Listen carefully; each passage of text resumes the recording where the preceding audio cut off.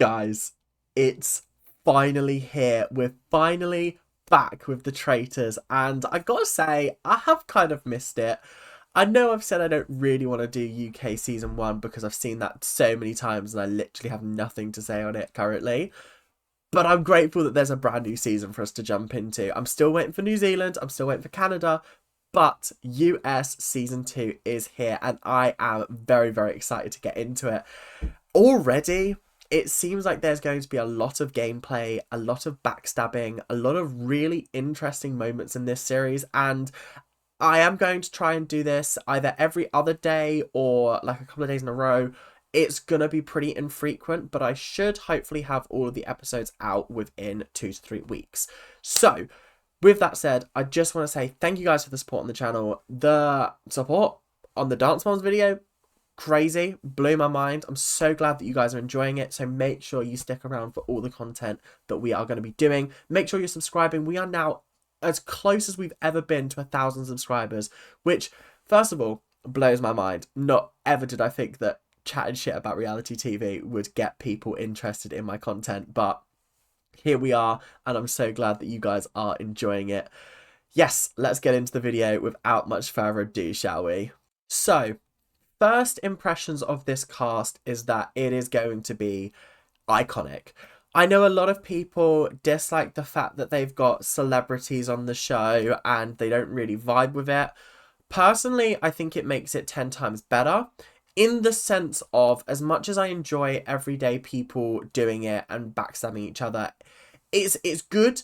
But these people are professional backstabbers. They do this on the reg. They do it daily. They know the ropes. They know what they're doing. They've won shows like this. So getting them to do this kind of show is like a little bit of a swan song for them. It is it's the Hunger Games for competitive reality TV, which I find fascinating. I really do like a couple of people in this cast. First of all, there's Ekin-Su. Ekin-Su, I am a very outspoken person when it comes to her. I really enjoy her. Yes, her time on Celebrity Big Brother was troubled, but I defended her during that. I don't think she was as bad as you guys made her out to be. Not you guys personally, but like the audience. It's the same thing with like Kerry from last year's season, where like everyone really hated on her, but actually was she that bad?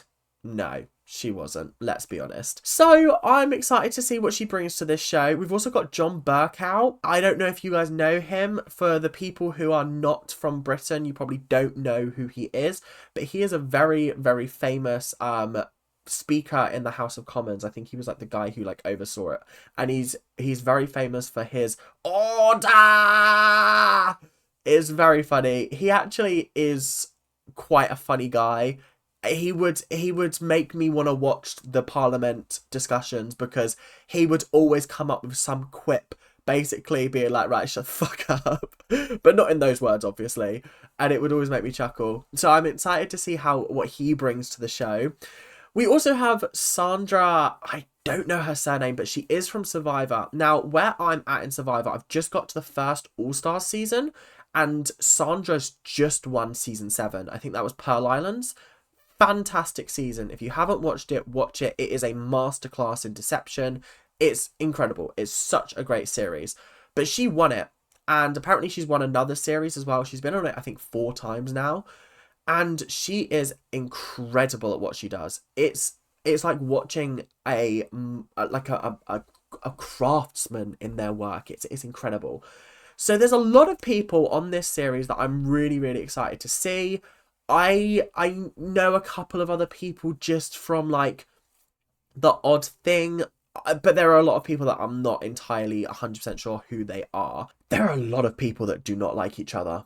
There's people on here that know each other, don't like each other. Parvati and I think that's how you say her name, and Sandra do not like each other. Apparently they competed on a season and Parvati lost and Sandra won, and there's like a big rift between them because of it. I do not know. I do not know. I'm very excited to watch those seasons. I love Survivor. Survivor's great. If you're not watching it, guys, I might do some videos on Survivor. I don't know. I have done videos in the past, but that was back when my channel wasn't really a reality channel. Anyway, moving on. there's a lot of tension between different people. I think CT and someone else, I can't remember the name of the person. I've got it written down here somewhere. Tamra, I think her name was. They were kind of like, yeah, they don't like each other because I think they were both on the challenge or something. I don't know.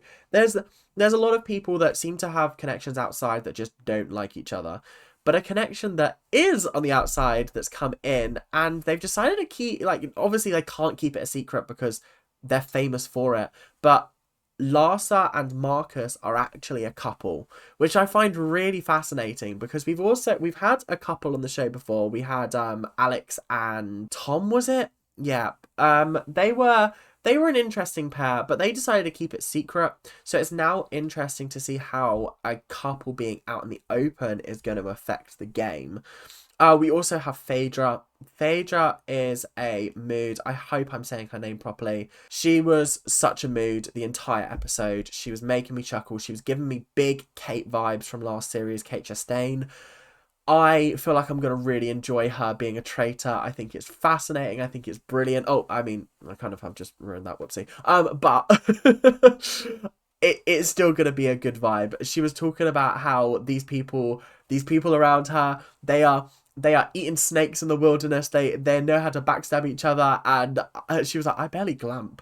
I go glamping and I barely do that. And I was like, do you know what? That's such a mood because absolutely not am I going camping. Absolutely not. So we come to the round table. The round table, the traitors are getting picked. And rather interestingly, Alan only chose two, which I was really confused about because when we had UK season 2, which this is very much an identical copy of, just with different people, and therefore the game's different.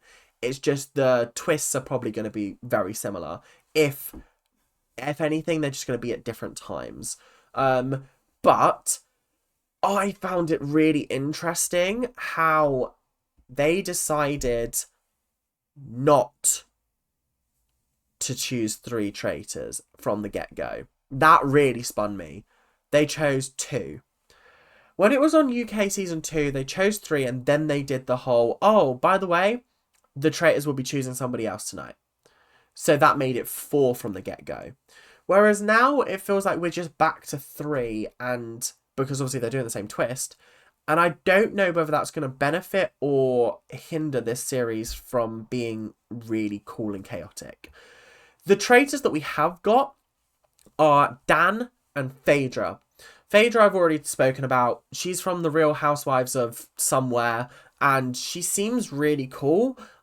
I think she's going to be great. I think she's going to have like some really fantastic moments.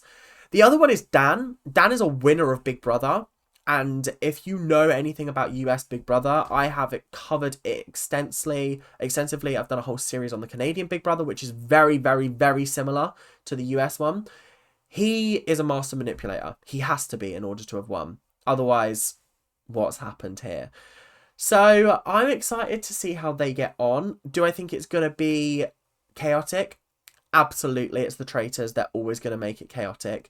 And I'm very, very excited to see what happens. So immediately after they take their blindfolds off, the accusations fly immediately. And it's so... Every single season, it frustrates me. It frustrates me that nobody actually learns from previous mistakes of don't judge people on their first impressions after you take the blindfolds off. Like, I can't remember who it was, but somebody, I think it might have been Janelle, was calling out John for breathing heavily when Alan was around him. And he was like, I've just got asthma. He is obviously not a traitor, so it's not a guilty thing, but they're calling it out as if it is one, and that is a little bit problematic and a little bit awkward. We also had Larsa calling out Parvati. Yes, I think it was Parvati. Because Alan, because she was like, oh, I've got really good hearing. Guys, I've got really good hearing. Oh my God, I've got really good hearing. And, you know, I was listening out for Alan's coat jacket, and it was very still. And then when he moved to my left, I heard his jacket go as if he was lifting his hand up. What she doesn't realise is that Alan was doing that the entire way around. He was just moving about, fucking about, playing with them. He knows how to get into your head. He's not going to make it as obvious as... Do you know what I mean? I have more faith in Alan than I do in Claudia when it comes to picking the people, because Claudia strikes me as the kind of person that would accidentally trip and go, fuck. Do you know what I mean? Whereas Alan, he's so methodical and calculating because he's playing a character. Whereas, like, I don't know, yeah, I just feel like this is not the hill to die on. Let's not die on this hill. So, we've got the first challenge. The first challenge was the exact same as the UK one. And, it's at times like this when I miss the Fortune Hotel, because the Fortune Hotel had really cool challenges. Did I respect the challenges in season 2 of UK a lot more than season 1? Completely. They make more sense because there are shields on offer. Am I still frustrated that they're trying to sort of make the challenges worth money when, like, just have the money there? Do you know what I mean? No other TV show or competition show do you need to earn the money throughout the competition. I just have the money. Do you know what I mean? If you've got the money, just have it. Just have it as the grand prize, and make each of the challenges worth a place in the competition in the next episode. Do you know what I mean? It would make more sense that way. But either way, there's not much you can do about it. They were obviously tied up. Then they had to go into the water, collect the puzzle pieces, put them together, detonate it, boosh, bang, wallop. That is not even the phrase, but we're going to move. I was impressed because, once again, it was very clear that people were after those shields. And I kind of like that. I like the fact that they're just going for the shields. Janelle, as soon as she untied herself, ran for them shield. Ran for that shield. God, the English is not Englishing today. And got her shield. And people were like, what the fuck? Why would you not help us unthingy? And I was like, nah, it makes sense. If I'm being 100% honest, it makes perfect sense. Because am I wanting to back you? No. I'm backing myself. Anybody here could be a traitor. I want a shield. Cool. So then obviously they get in the water, and after like some faffing about, Bergie was tied up for so long. Bergie is from Love Island US. I don't know who he is. I don't know who some of these people are. I'm going to get to know them, and it's going to make me want to watch their shows. But I refuse to watch Love Island US. I refuse to watch any other version of Love Island but the UK version. And the only reason why I watch the UK version is because it's the UK version. Honestly, I will watch Big Brother India before I watch US Love Island. I'm not watching it. I'm sorry. I can't bring myself to. Anyway, moving back to the actual topic. Deontay, I think he's a boxer. And CT, who's from The Challenge. The Challenge is another TV show that I'm now very interested in. The fact it's got 39 seasons is really appealing to me. I'm really weird in the fact that if your show has 50 seasons, like Survivor almost does, I'm more inclined to watch it than something like, I don't know, just something that's like 1 or 2 series. I don't really want to watch that because I want to get invested in it, and then I don't want it to have ended and me to go, well, I want more of this. Yeah, anyway, sorry, I keep getting distracted. I'm really sorry, guys. I mean, I'm not going to cut this out because it's funny, but there was no coordination with the puzzle. When they got all the puzzle pieces together, it was quite possibly carnage. Now, I've done some puzzles before. I'm an avid puzzler. Actually, not jigsaw puzzles. I can't stand them. I think they're absolutely devoid of any kind of strategy. It's just, can you put it together? If you can't, cool. But puzzles themselves, I love. I think they're really, really fun. I love a crossword. I love a word search. This kind of puzzle, no interest in. Yeah, when I tell you, they had 10 minutes left when they got all the pieces together. I was like, chill, they've got so much time. And then there was just about 10 people looking at the puzzle going, oh, you got to move this one here, you got to move this one here, you gotta move... And the people on the wall were like, fuck off, because we've had enough now. This is not okay. They very narrowly got it done. And when I mean very narrowly, I mean the timer hit 1 second. I'm pretty sure they ran out of time, but they just let them have it anyway. Because they got them in place, and then they had to swim to shore when there was 12 seconds left. I don't think they made it. But they still got the money, because they still technically did it. It's just they went on land to detonate it. Anyway, whatever. So that was the mission. They managed to make $30,000. Cool. Let's move on to some strategizing, shall we? So, the strategizing, I'm going to go straight to Traitors Tower. And the reason why I'm going straight to Traitors Tower is because there wasn't a great deal that happened outside of Traitors Tower. There was like a little bit where Tamra joked with Peppermint about like, oh, if I die tonight, you'll have killed me. And Pepper was like, what the no, that's what? And just got very defensive. So I have a feeling that's not going to go down well tomorrow. But in Traitors Tower, they had the choice of choosing who they want to choose. I don't know who they've chosen. The episode ended before they could choose. It's fine, I guess. But they decided between Larsa, who is, I think, a real housewife. Or yeah, I think she's a real housewife. Parvati, who is obviously a Survivor legend. I haven't met her yet in my watching, so I don't know who she is.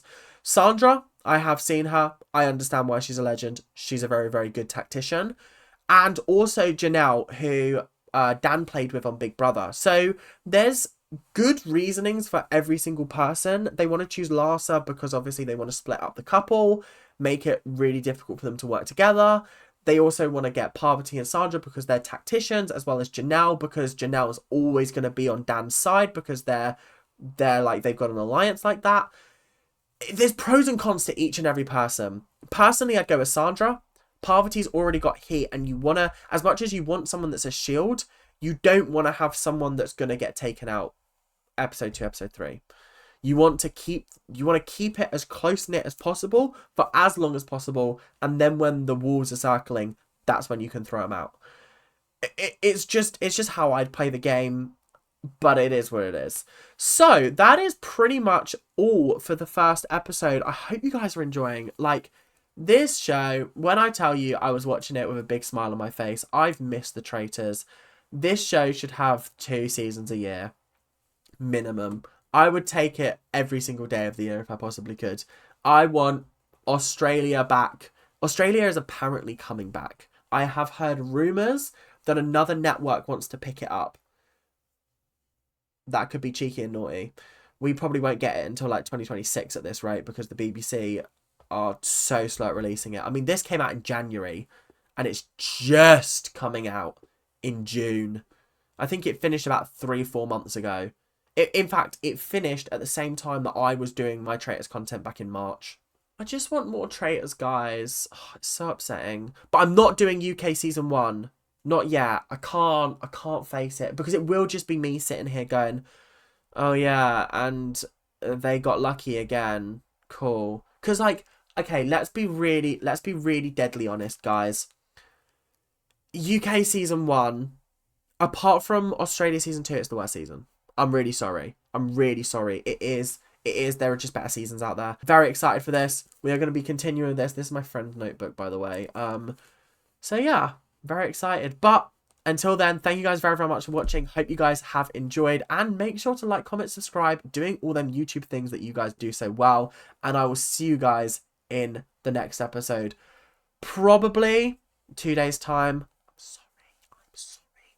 But I've got to talk about Love Island as well. Otherwise, I'll get so behind on that, and I don't want to be. This is not going anywhere. Love Island is, in the sense of, like, I can watch this anytime. Love Island is time sensitive. So, yeah. Thank you guys for watching. Love you guys.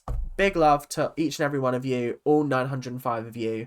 Yeah. Let's get us to 1,000. Come on, we're so close. We're actually so genuinely close. I also need to end this video because it's been going on for almost 25 minutes. Yeah. Thank you guys. See you later. Bye now.